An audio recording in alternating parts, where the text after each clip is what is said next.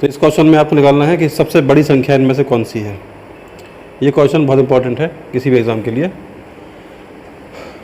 यहाँ कुछ नहीं दिखा रहा है, मतलब ये कि यहाँ पे 2 होता है। रूट का मतलब है 1/2 की पावर, इसलिए उसको 2 के रूप में यहाँ पे लिखते नहीं है उसको। यहाँ 3, यहाँ 4 ये तो लिखा रहेगा। यहाँ कुछ नहीं है, माने यहाँ पे 2 है, तो आप ये 2 और ये 3 और ये 4 ध्यान से पहले समझ लो इसको, बाद में ये क्वेश्चन आप देख लेंगे। ये तीनों संख्या जो बाहर थी इनको यहाँ लिख लिया, इनका लेंगे एलसीएम, इनका लघुत्तम लेना है आपको। एलसीएम ले लीजिए इनका, तो इनका एलसीएम कितना आएगा? एलसीएम आएगा इनका 12। बिल्कुल आसान बात है ये। अब 12 में एलसीएम में 2 का डिवाइड करेंगे 6 बार, 3 का डिवाइड करेंगे उसमें, और 4 का डिवाइड करेंगे उसमें 3 बार। जितने बार डिवाइड हुआ है इतने की पावर, इतने की घात लगा देंगे हम अंदर की संख्या में, ठीक है।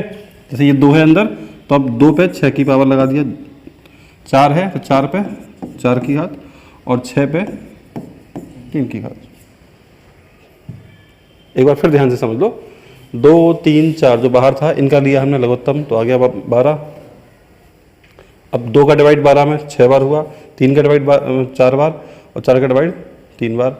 फिर जो संख्या अंदर थी 2, 4, 6 इनको यहाँ लिख दिया, और इन पे जो भाग गया था जितनी बार उतना पावर लगा दिया। अब 2 की घात 6, मतलब 2 गुणा 2 गुणा 2 गुणा 2, अब 6 बार करेंगे, ठीक है। तो इसका मतलब होता है 64। 2 दूनी 4, 2 8, 2 16 करोगे, 4 की पावर 4, 4 का गुणा करोगे 4 में 4 बार, तो आएगा 256। 4 का क्यूब होता है 264, सॉरी 64, और 64 गुणा 4, 6 का क्यूब याद होना चाहिए आपको, यस। अब इनमें जो संख्या बड़ी है वो बड़ी है, और छोटी है वो छोटी है। सबसे बड़ी संख्या कौन सी है? बीच वाली, ये माने कि ये संख्या सबसे बड़ी होगी, ठीक है। सबसे बड़ी संख्या इनमें कौन सी आएगी? ये इसका आंसर होगा। अगर छोटी पूछते तो ये है, तो ये होता है छोटी संख्या।